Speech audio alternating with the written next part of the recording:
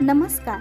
सुनिशा क्रिएशनच्या bundle of Joy या चॅनलवर तुमचं सगळ्यांचं मनापासून स्वागत आहे. आमच्याकडे नवजात बाळासाठी बाळंतविडा तयार करून मिळेल. नवीन येणाऱ्या बाळासाठी पारंपरिक मऊसूत कापडाचे झबले, लंगोट, टोपडे, पोटपट्टा, स्वॅडर आणि विविध डिझाईनची दुपटी मिळेल.